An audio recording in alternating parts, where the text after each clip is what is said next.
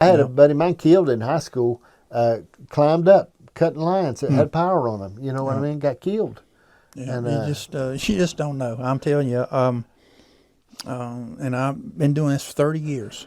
And I think 30 years is long enough. Yeah, that's a pretty good spell. But, you know, I've worked with some great people. I really have. I've worked with some great people. I worked for 3 different sheriffs and two chiefs of police out here. And I'm telling you, I worked with some great people. And all of them had their good sides. You know, they had their not so good sides. Well, but people quirky. all in all, I worked with some really great people. Yeah. When you sit back and look at the bigger picture of a career, I worked with some really great people. Well, I think too, and I wouldn't trade nothing. I wouldn't trade none of it. But when you talk about law enforcement, okay, I mean, it takes a different kind of person to want to do that. It does. All right. I mean, you know, the payday is I mean, the payday, there's no way it could be worth it, no matter what you're making. They're getting better. I'll put it that way. When I first started, it wasn't, but they're doing better with it now. But when you take a chance on people shooting at you, hurting you, getting, and I don't even want to talk about domestic stuff. Okay, fights, getting in a domestic fight. I would never jump in the middle of a man and woman fighting. Yeah, because that's when you really get. That's when you get your head lumped up. Exactly. Yeah.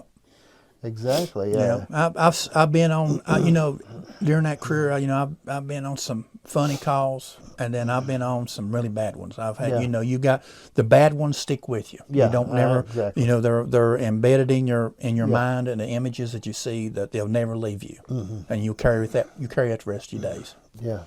I can just imagine, man, the stuff you go through. You know, it just. That's why it takes a toll on you. You know, that's why it takes a toll on you physically and you know, your heart and all. It takes a toll on you. It does. Well, if you have any kind of heart, it would be rough on you as you go along, you know. It does. And I know it takes all kinds of people to do that job, man. I just absolutely can't imagine. I mean, because I know what you have. I mean, I think in my mind that this is the part you have to go through to do those things. You get out on the road and you work with guys you work with every day. You know what they're going to do and what they're not going to do. Yeah. You know, and that's some of the best guys in the world to work with. I mean, I had some guys I worked with that, I mean, they just top notch people. Yeah. Not just cause they was top notch officers. They was just good people. Good people to be around. Yeah. I got a ticket. It's been a couple of years ago from up in Ohio. I was doing like 35 and a 25 or something. The state police officer pulled me over. It was in Amish country, and one of the few tickets I've had in my life, because I'm not I'm a real slow driver. Okay, I mean, even the camper, I set my cruise and let everybody go around me. I'm that kind of guy. It's just the way it is. All right. I mean, because I'm not in a hurry. You know. Anyway, he pulled me up, and doggone if his name wasn't Dash. Okay. Yeah. Well, we got a lot of family that's up in Ohio and Pennsylvania up there.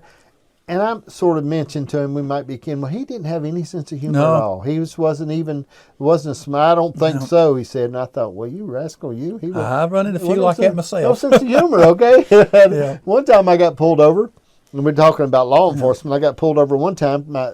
My tags had been out for a while, and I didn't know. It was on my camper I had, and I wasn't paying any attention. And he pulled me over in Lebanon. State trooper pulled me over. I pulled down off the exit, and he come up and told me what was wrong, and I said, man, I didn't even know it. I got my registration out, and he said, and we got to talking about guns, and I said, yeah, I've got a pistol in the side of down here on my door panel, and I had a little Derringer, took 2 14 shotgun shells I kept inside there, and he said, I've never seen one like that. I said, well, if you want to see it, you open the door and you get it out. He laughed and he got it out, looked at it. He said, man, that's really nice. I said, I wasn't going to reach and get it out there and show it to you. I didn't want to do that. Because what happens is I know you're tense. Yeah. I mean, because nowadays you don't know what can happen. You don't know what you're walking into. You don't have any idea. And it's gotten worse. Yeah. You know, when you know the public loses respect for authority, that's what you have.